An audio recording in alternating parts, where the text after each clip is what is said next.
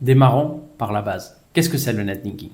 En gros, le netlinking est une stratégie de référencement naturel qui consiste à obtenir des liens externes, aussi appelés des backlinks, donc des liens d'autres sites envers mon site, afin que mon site soit mieux classé sur les résultats de recherche. La logique derrière est très simple.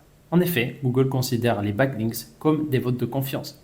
Et c'est normal. En effet, si un site fait un lien vers mon site, ça veut dire qu'il me recommande. Il me recommande comme source d'information, il recommande mes services, bref, en tout cas, ce site me fait confiance. Et du coup, Google va suivre cette logique et se dire qu'un site qui reçoit beaucoup de liens, et notamment des liens de qualité, c'est un site auquel il peut lui faire confiance. Et du coup, il sera plus enclin à lui offrir plus de visibilité dans ses résultats de recherche. Je vais vous montrer un exemple concret de backlink. Dans cet article que j'ai écrit pour le blog de référencement naturel moz.com, un des blogs sur le SEO anglophone les plus populaires qui existent, j'ai mis un exemple sur mon site internet et j'ai profité pour mettre en place un backlink. Ici, lorsque vous cliquez sur l'encre de texte Freelance SEO Website, vous allez être redirigé vers mon site.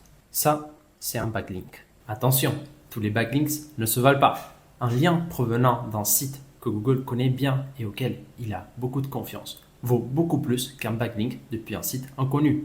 Imaginez-vous que c'est le président de la République qui me recommande comme source d'information. Vous aurez beaucoup plus de confiance sur cette source d'information que si c'était le boulanger du coin qui l'a recommandé. Google va suivre la même logique. Maintenant que tu comprends qu'est-ce que c'est le netlinking, je vais t'expliquer pourquoi il est important. Et pour comprendre ça, il faut comprendre la logique de comment fonctionne un moteur de recherche. Pour cela, laisse-moi te partager mon écran. Un moteur de recherche fonctionne de la façon suivante. Premièrement, on a une phase de crawl. Donc en gros, le crawl, ça veut dire qu'il y a un robot Google qui arrive sur une page, il va télécharger tout le HTML et il va cliquer sur tout ce qui se rassemble à un lien. Et c'est comme ça qu'il va découvrir des nouvelles pages en cliquant les liens. Ensuite, une fois qu'il a découvert une page, il va se poser la question, est-ce que je l'indexe ou pas? Donc c'est pas parce que Google a découvert une page qu'il va forcément l'indexer. Il va l'indexer en fonction de énormément de critères, notamment la qualité du contenu. Ensuite, une fois qu'il a dit, ok, je vais garder cette page dans mon index, donc en gros, je vais la garder dans ma mémoire. Maintenant, il doit se dire où est-ce que je vais la sortir et dans quelle position.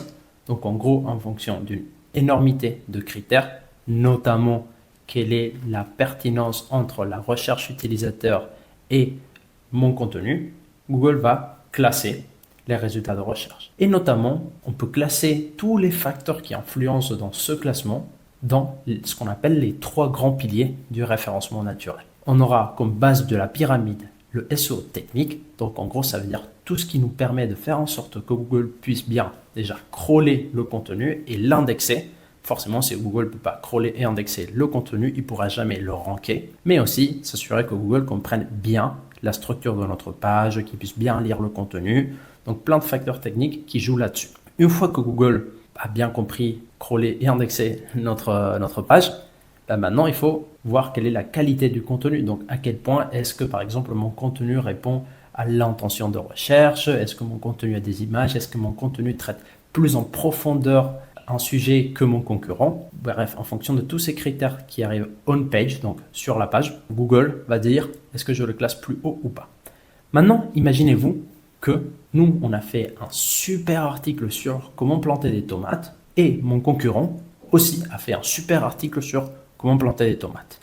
Tous les deux, on a un super SEO technique, tous les deux, on a un contenu qui est à peu près équivalent où on parle à peu près de la même chose. Comment Google va savoir lequel mettre en première place et lequel mettre en deuxième place? Et c'est là où il y a toute la notion de popularité qui rentre en jeu et notamment le netlinking. Google va se dire quel est le site auquel je fais le plus confiance. Et ça sera ce site qui va certainement apparaître avant que l'autre.